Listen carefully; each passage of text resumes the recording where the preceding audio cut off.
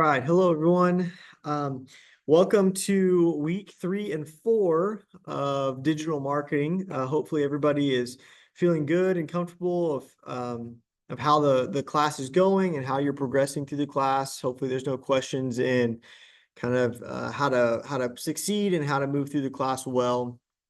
As part of this week's module, you will be focusing on social media marketing, social media content creation. And so I wanted to spend the next 20 minutes or so talking about kind of the question that a lot of people have that make content, and it's how do we make effective content? As marketers, which I know not all of you are going to be marketers, but a question that marketers often deal with is how do we craft or build creative messages? Messages that will stick in people's memory, that they will be willing to share and pass on. And how do we get our message across effectively? And so I want to spend the next few minutes or so talking about some strategies based on human behavior, human psychology, of how to actually craft what I call contagious content, or what another well-known professor has called sticky content. How do we create content that not only sticks with us, that we remember it, but we're also willing to share? It's contagious. And so let me. So I want to start off with a story. There once a guy who Jack Dorsey, who's now was the CEO of Twitter. He and a colleague realized an issue one time that sales could not be collected remotely. It all had to be cash, or there was no way to, unless you were in a store or something, connect or collect rather card payments. And so, they were engineers by trade. And so they went through this process, and eventually, after several iterations, came up with what we now call Square. And Square, got a lot of money in investments, and they really took off. And, as of recently, they, on average, on a daily basis, have over $100 million in transactions per day. And so you think this really not super complicated device really, really took off, to now the point of hundreds of millions of dollars per day. Another example of something that kind of took off, and this was probably 15 years ago. I think it was around 2012. A couple of students at Boston College were diagnosed with ALS, which over time just deteriorates your muscles, and you eventually die from it. And so these students wanted to bring awareness to this condition, to ALS, and so they videoed themselves dumping cold water on themselves, and they would challenge other people, and it eventually got to the point where very notable, famous people were doing it. Justin Bieber, Donald Trump, I think even LeBron James, President Obama. I think they all participated in the Ice Bucket Challenge. And so you wonder, and it begs the question of, why do certain things take off? Why do certain things spread through society and others don't? Because on the surface, they seem pretty different. One is a product, it's for profit. One is a challenge, if you will, or more of an activity, and it's not a for-profit company. And yet they both take off and they spread, and they are contagious in a similar way. So why? Why do certain things take off and others don't?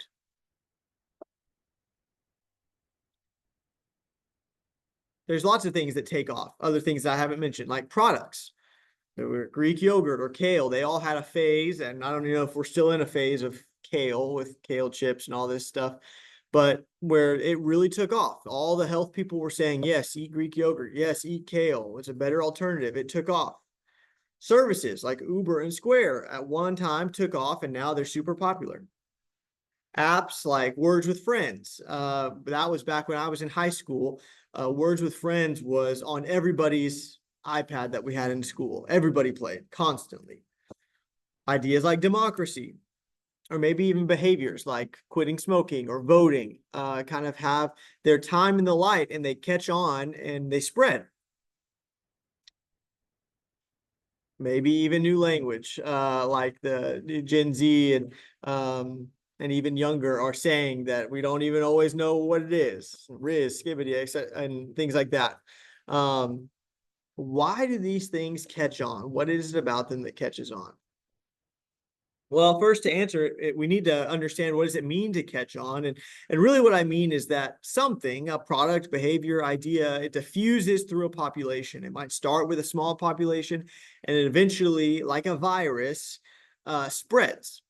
It infects this broader set. It's contagious, if you will. That's why I titled this contagious content. How do we get not just a product or not just an idea, but how do we get our message as marketers to start with our small audience and spread and infect the larger set?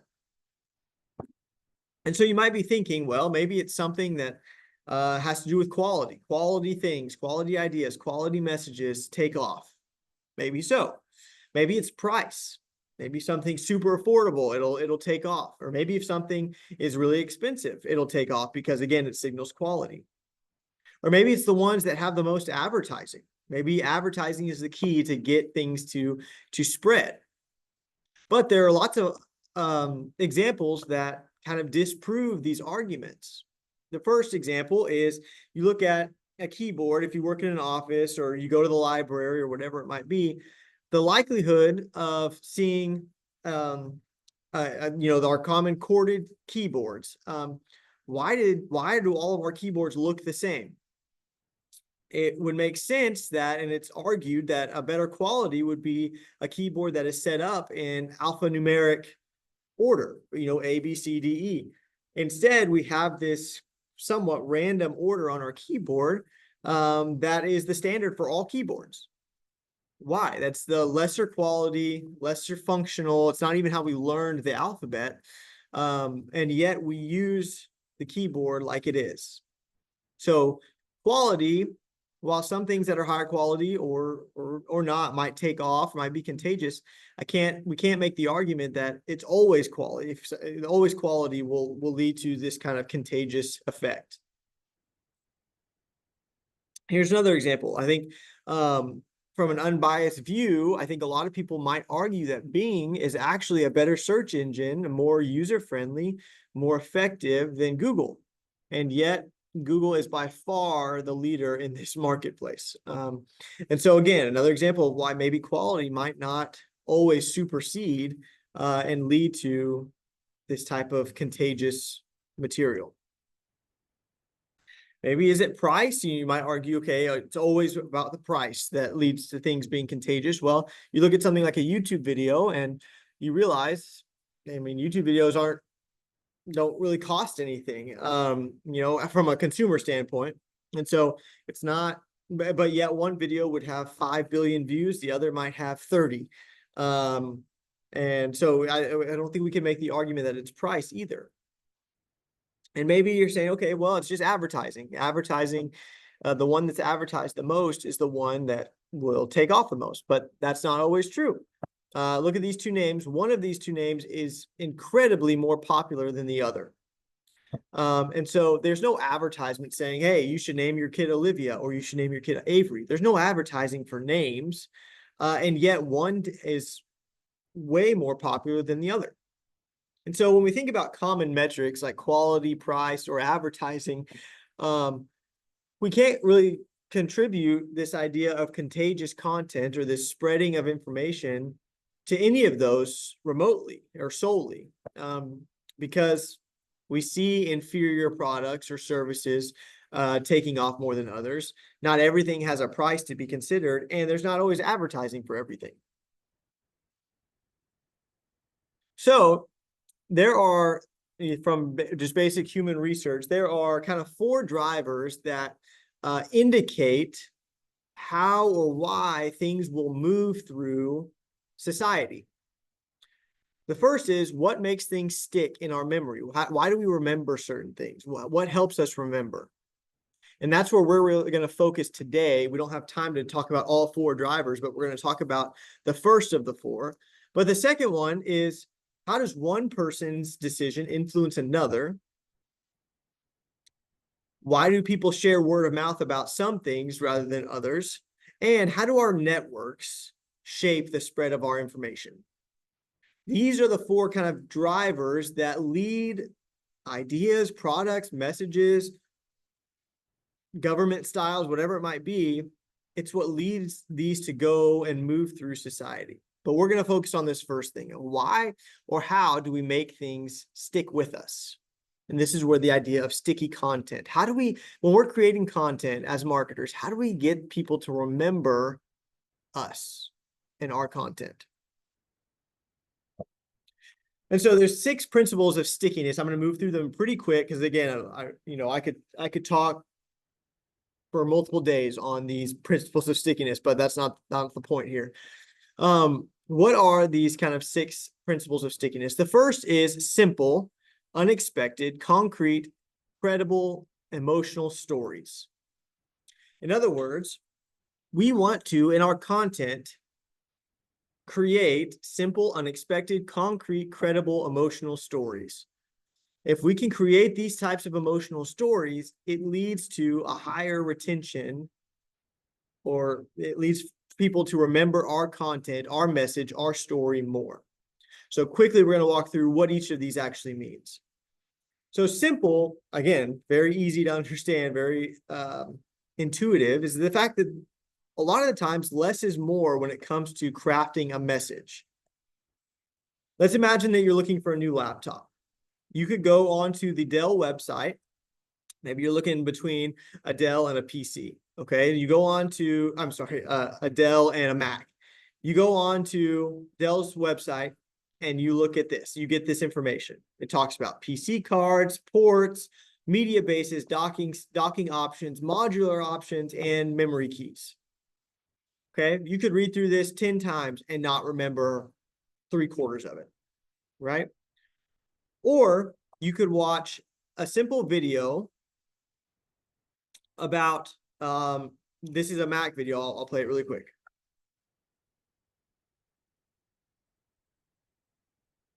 So I came to this strange world, hoping I could learn a bit about how to give and take.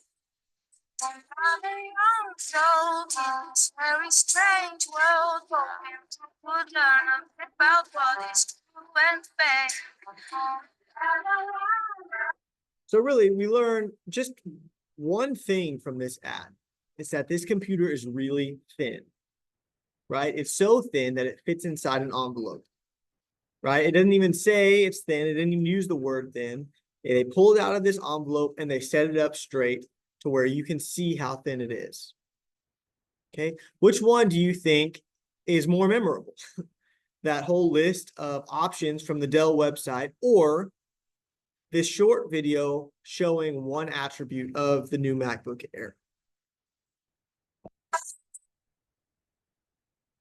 It goes back to this principle. It's kind of a philosophical principle that if you tell people 10 things, they're going to remember none of them, right? Their attention, their memory is diluted across those 10 things. It's too much. There's even this psychological principle called Miller's magic number, which is basically saying that people cannot hold more or less than 7 things in their memory at a time. So if you give somebody 10 things to remember, it's likely that they're not going to remember anything. But if you tell people one thing, they will remember. If you tell people, yep, this computer fits in an envelope, it's thin, they're going to remember that. Okay. So a benefit of being simple as well is it leaves people wanting more. Or in other words, it opens up a curiosity gap. Being intentionally vague or simple, a lot of times is seen as a negative. But if you do it effectively, you open up a curiosity gap, which leads people to lean in more to your message. Oh, what do they actually mean by this? What else can I learn about this? So there's a lot of benefits of being simple. The second is being unexpected. That's very simply novel or surprising. Let's let our message be something that people don't expect. So I like to think about this as kind of like an infinity pool. You're not quite sure, what's at the end. And when you get to the end, it's a little bit unexpected. Let me give you an example. DoubleTree, if anybody's ever stayed at a DoubleTree, it's they market themselves to kind of the traveling business person. And if you are a traveling business person or not, a common traveling hotel, the one that you would stay at, is pretty bare bones, not super fancy. It doesn't have a ton of amenities, things like that. But DoubleTree does something a little bit unexpected that sets them apart. And when you check into a DoubleTree, they have a plate of fresh baked chocolate chip cookies. And when you go check in, that is an amenity. It's something super small, but that's an amenity that violates the expectations that traveling businessmen or women typically have. They think, okay, I'm going to check into this hotel, be pretty no frills. They're not going to offer me anything. I probably even have to pay for parking. But you walk into a DoubleTree and you're greeted with a fresh plate of chocolate chip cookies. It breaks the pattern that they're normally in. Okay. So we want to tell stories that are simple. We want to tell stories that are unexpected. We also want to tell concrete stories. Another way of saying it is we want to show them, we don't want to tell them. Okay. So stories tend to engage us with concrete details. Business language that we're all familiar with, not so much. So this is this was in an experiment by Davis Folsom. He basically said, okay, we can create a tagline for our business using these three columns. Pick one from column 1, one from column 2, one from column 3. So you could have an interactive cost-based value, or you could have customer-focused logistical paradigm, or a reciprocal empowering vision, right? All sounds really good. It doesn't mean anything, right? Because it's not concrete. It is so abstract. What does a reciprocal discretionary paradigm even mean? And yet these are the words that we typically put in our mission statements or in our vision statements on our websites, right? That's not going to help. It's not going to stick with anybody. It's not going to be remembered because it means nothing. It's abstract. It's not concrete. So how do we get more concrete? Let me give you an example. This is from a local construction firm. It says, building is a series of conversations, interactions, collaborations with a focus on creating a kind of synergy that produces extraordinary results. Okay, pretty abstract, right? It doesn't, has a lot of kind of business buzzwords, interactions, collaboration, synergy, results. Rather, maybe we look at this event planner. So it says an event planner who designs it, arranges it, brings it, loads it, drapes it, pins it, hangs it, lights it, serves it, and then takes it all down so you don't have to. We do all that, right?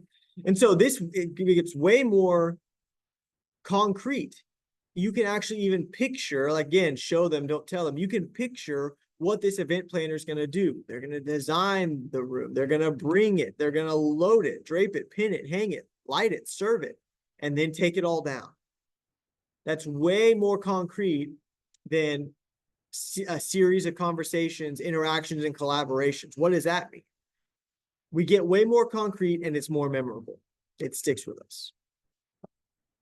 Okay, next kind of pillar of stickiness or contagious content, or how do we get it to stick in our memories, is we have to be credible. We have to get people to actually believe our message. If people don't believe our message, they're not going to remember it. Okay. So for example, let's say that we want to convince people that California needs more tax dollars, right? And we want to convince them of this by showing them that California is big and they need more tax dollars for their roads and for their parks and things like that. Right? So we're going to try to convince people that California is big. So you could say California has 33 million people. Okay. That sounds big, but I can't really picture what 33 million people is like.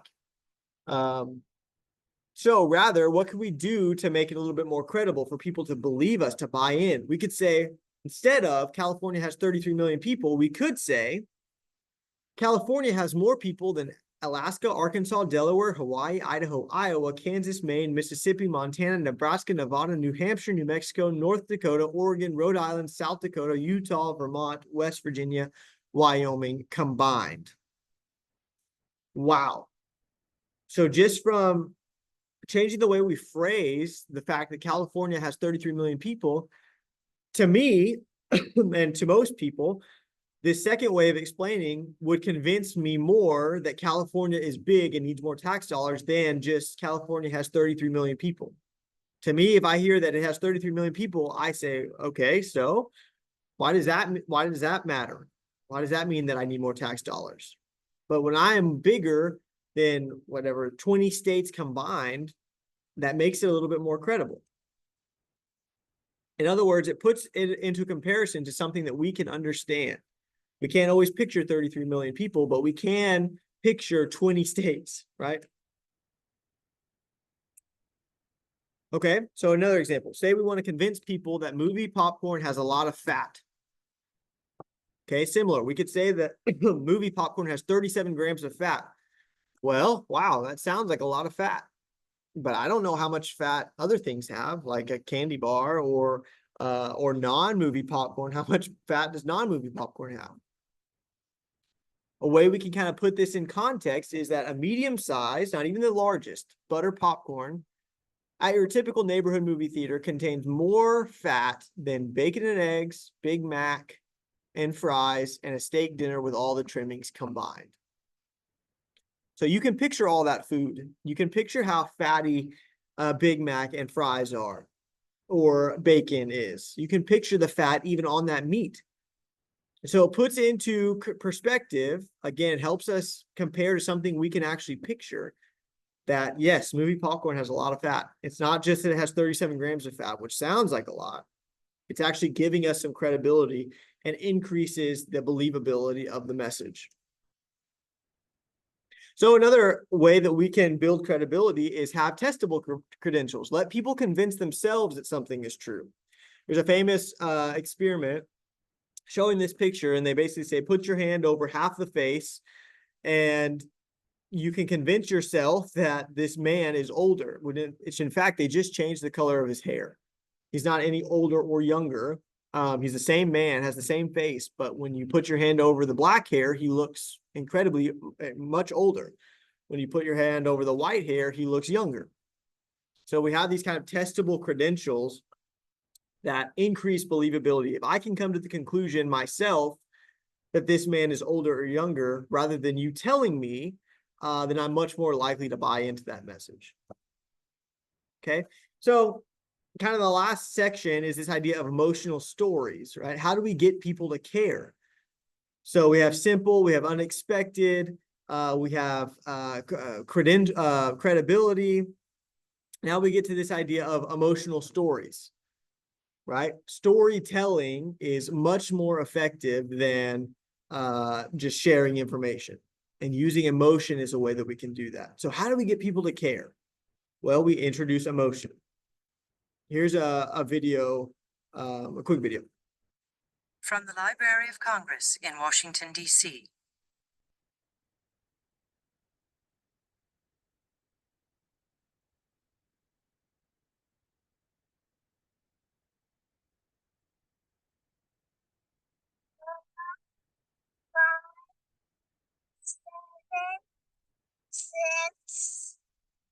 Six, eight, nine.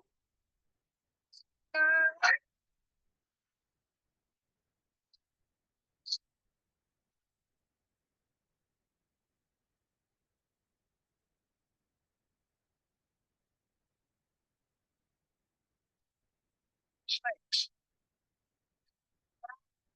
All God's children can live are to go into the garden. We must either love each other or we must die. Vote for President Johnson on November 3rd. The stakes are too high for you to stay home. So President Johnson was part of his ad campaign. We're on the brink of this, might even be nuclear war. And to get that message across that you either elect me or we go into nuclear war, he uses this ad of this little girl who can barely count to 10 and how it's going to affect all of our lives. It could be your daughter that is killed. You either elect me or you die, right? Built in this emotion. And so we already talked about being concrete. A lot of the times, concrete naturally is more emotional.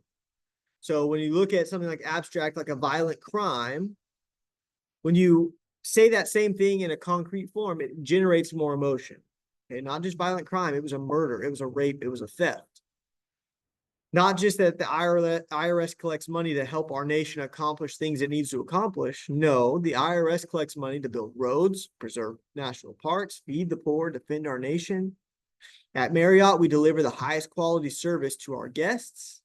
At Marriott, our duty is to help people away from home feel that they're among friends and really wanted.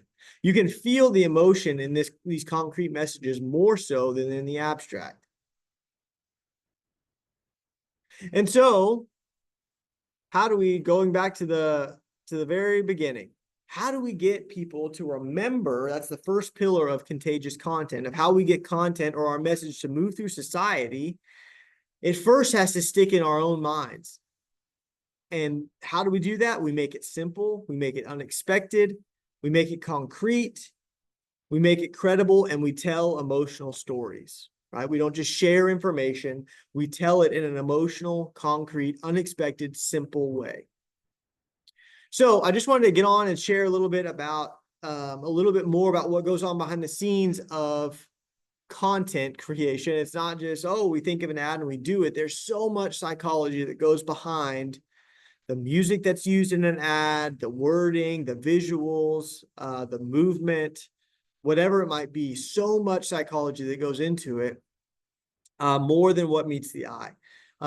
So again, that's a little bit about content creation and specifically how do we get content to stick in our minds.